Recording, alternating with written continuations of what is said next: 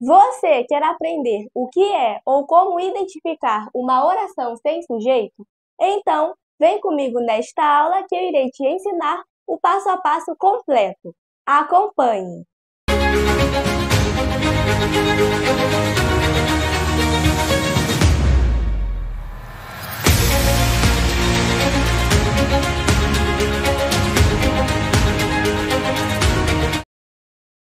Primeiro, nós iremos aprender o que é uma oração sem sujeito. Nela, nós iremos apresentar uma característica que é somente de uma oração sem sujeito, ou, como nós podemos também dizer, um sujeito inexistente, porque ele não existe na oração. Nela, nós iremos apenas declarar um fato, sem atribuí-lo a um ser, ou seja, nós iremos dizer que algo acontece ou aconteceu, porém nós não iremos atribuir esse fato a nada, a algo ou a algum ser. Por exemplo, na frase chove, nós temos apenas uma palavra, que é um verbo, que indica um fenômeno da natureza. Essa será a nossa primeira observação. Sempre quando nós tivermos um verbo que indica um fenômeno na natureza, por exemplo, chover, trovejar, nessa frase nós teremos sempre uma oração que não apresenta um sujeito, porque o fenômeno na natureza não precisa ser necessariamente atribuído a um ser. Agora, nosso outro exemplo. Havia quadros na parede. O verbo desta frase, como podemos perceber, é o verbo havia. Nele, podemos perceber que o verbo é conjugado na terceira pessoa do singular e o verbo haver nos traz o sentido de existir ou um tempo que já passou, um tempo no pretérito, que é o modo a qual ele está conjugado. Por isso, nós temos a nossa segunda e última observação sobre a oração sem sujeito ou sujeito inexistente. Sempre quando nós tivermos o verbo haver na terceira pessoa do singular, ele ou ela, e também ele estiver conjugado em um modo que indique tempo passado, nesta frase a qual este verbo pertence, teremos um sujeito inexistente. Agora que nós aprendemos e observamos o que é e como identificar um sujeito inexistente, ou também oração sem sujeito, iremos resolver uma atividade prática para compreendermos melhor esta classificação do sujeito. Vem comigo!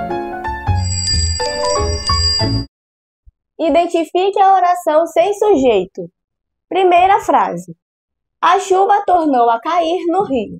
Primeiro, para identificarmos o sujeito desta oração, temos que identificar o seu verbo, que, ao nos observarmos, temos a palavra tornou como verbo da frase.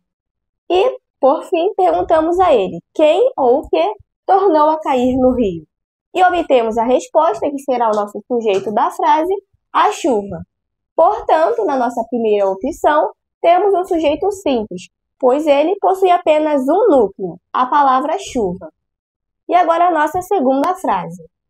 Faz muito frio na região sul.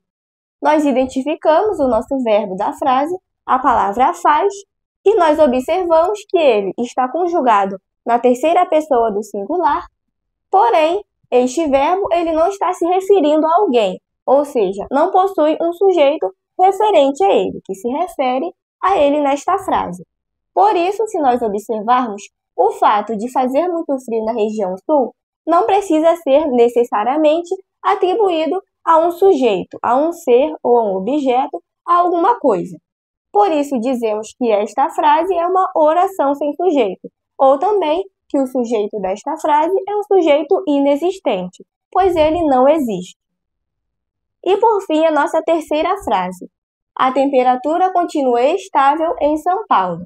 O nosso verbo da frase, que é a palavra continua, após nós identificarmos este verbo, perguntamos a ele quem ou o que continua estável em São Paulo? A temperatura. Logo, nesta frase, o nosso sujeito é a expressão a temperatura. E se nós observarmos, este sujeito possui apenas um núcleo, o substantivo temperatura. Portanto, nesta frase, temos um sujeito simples. Como nós observamos que na primeira frase temos um sujeito simples, Na segunda frase, uma oração sem sujeito ou sujeito inexistente. E na nossa terceira e última frase, também um sujeito simples, a nossa resposta correta para esta atividade é a nossa segunda frase. Faz muito frio na região sul.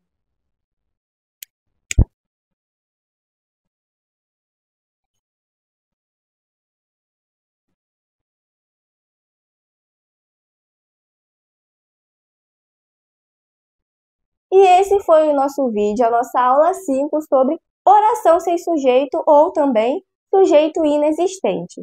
Se você gostou e aprendeu, não se esqueça de deixar seu like, se inscrever no canal e ativar o sininho das notificações para não perder as próximas aulas. Até os próximos vídeos!